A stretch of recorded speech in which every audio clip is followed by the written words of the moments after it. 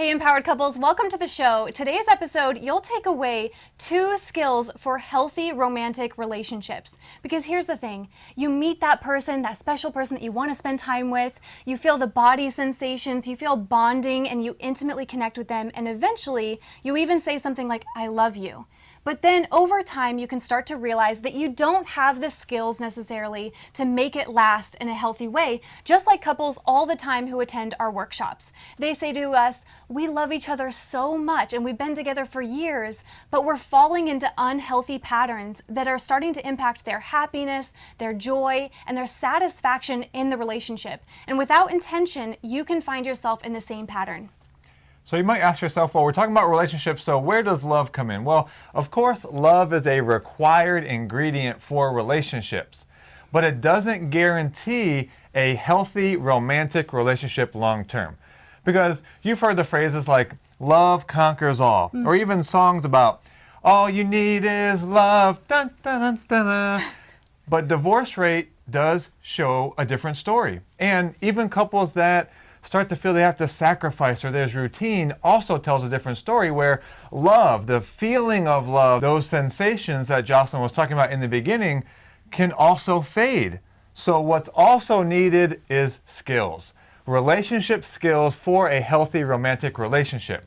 And if you haven't met us before, by the way, we are the Freemans. We coach and teach couples online and live in person these critical relationship skills so that they and so that you can have this kind of romantic, healthy relationship. And so if you're out for relationship skills like that and more videos, episodes like this, subscribe here for more videos just like this. And we get questions from couples all the time. So here is a video clip of a question that was sent in from a couple all the way out in Canada. Hi, I'm Garrett. And I'm Chelsea. And we're a newly blended family, and we would love to hear some relationship skills on how we could blend better together. Let's hear what you got.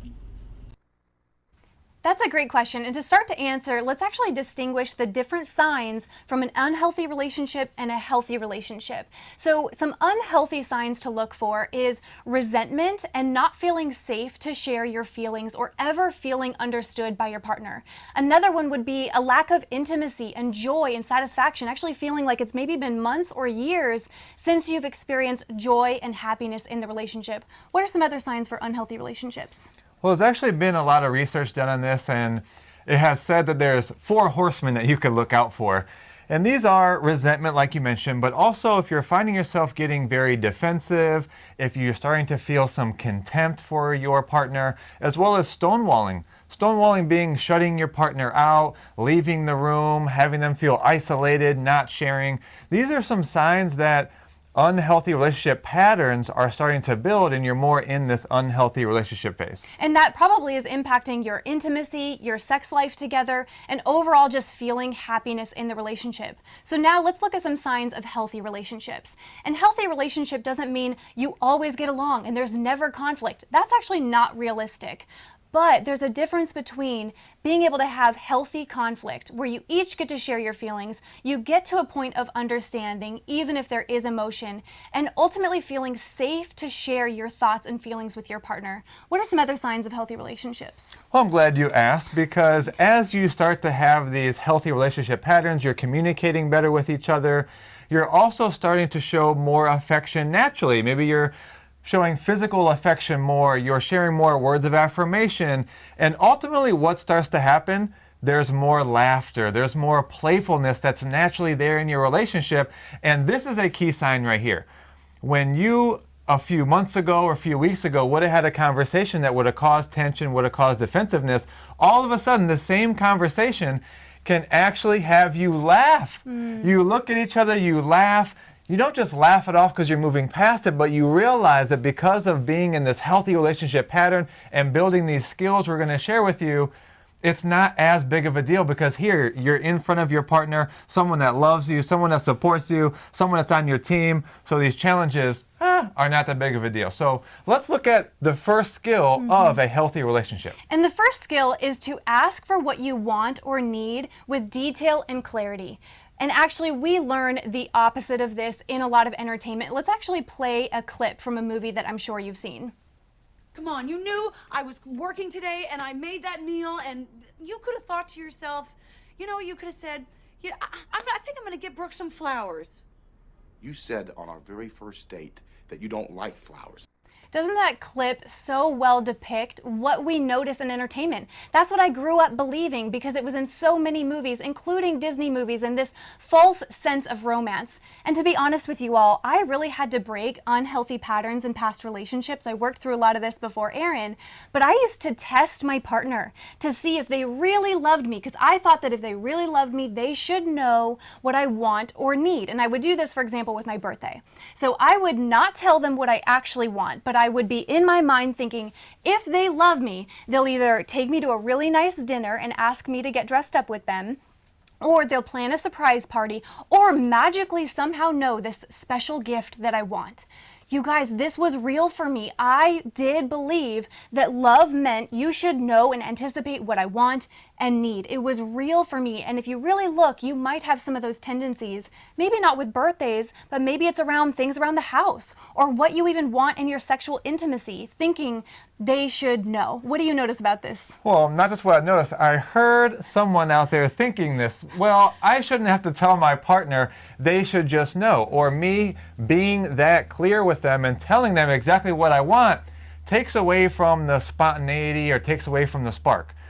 Shift that mindset. It's just not true, because set yourself up for success. And your partner. Set your partner up for success. Yes. Set your own relationship up for success by telling them clearly what you need so they don't have to guess. And if they don't have to guess, you don't have to expectation and you don't have disappointment. Yes. And then ultimately, when you share something with your partner of what you truly need and they do it, that will feel magical to you because you knew that they were truly listening to you. And that actually brings us to... Well, I want to share one more example Go before ahead. going into that. So an example for you, let's say you say to your partner, I want us to have more quality time with each other. And you might be disappointed because they're not doing it your way. Well, you're probably saying it too vaguely, right? So here's where you can add more clarity and detail. I could go to Aaron and say, hey, quality time to me would mean once a week, we're blocking 3 hours, ideally over the weekend. And I'd like us to take turns planning surprise dates so that we're doing new and different things with each other. And I want our phones to be off and away.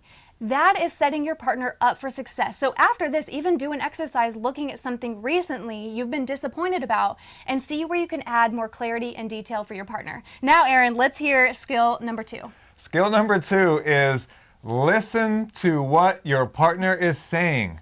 Now you might think, well, what else could I do? Rather than not listening to what you're thinking.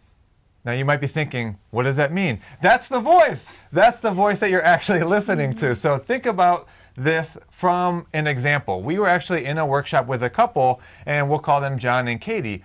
John was telling me about how he has conversations with his wife that he just knows she's going to get upset about. Yeah, he already knows how she's going to respond. So what he started to do was started to shut down, to not share, or just kind of turn away or just say, yeah, I got it. Now for her, she said, well, yes, when you don't share things at all, I feel isolated. I feel like I don't know you. I don't know what you're thinking, and I feel like I've reached a max level of how much we actually know each other. Now, what happened in that scenario is John was not just listening to what his partner was going to say or was actually saying. What he was listening to was his own thoughts. Is she complaining? Have I heard this conversation before? How do I need to defend myself? Yes. Do I need to justify myself? And for her, same thing. She's thinking, oh, he's not saying anything. Am I not enough? Does he not actually want to hear from me? So see that you can shift this, because the important thing is here, you're going to start to make up things that your partner really isn't saying. Yeah. You're going to make up stories, you're going to have new futures, if you will, and you're going to withdraw. You're going to shut your partner out. And this is what happens when you're listening to your own thoughts and not actually what your partner is saying. And something we say often is that how you experience love is by listening to each other. You could actually say love equals listening. And when you're not listening to your partner, they don't get the experience of being understood. You're going to hear us say that 1,000 times in our work, because that's something you could practice for a lifetime. How can I have my partner feel understood so they know I love them? So what we hope you took away from today is that, number one, there's a difference between unhealthy signs in a relationship and healthy signs, and that love does not guarantee you have a healthy relationship. It takes skills, as Erin talked about. And those two skills, number one is to actually ask for what you want and need with clarity and detail. Set your partner up for success with the detail they need to hopefully meet those needs for you. And the second one is to actually listen to your partner and what they're saying, not what you're thinking or your interpretation or how you need to defend yourself or how you want to respond. So we hope you took away value from today. Again, we're the Freemans, and we are going to post so many more episodes like this. So make sure that you hit subscribe to the channel. And if you haven't read our book yet, you can actually get a free hard copy on our website. We'll put the link in the show notes. Yes, a free hard copy. You just cover shipping, because we want you to learn more healthy relationship skills to be a truly empowered couple. So go into the show notes, and we can't wait to see you in the next episode.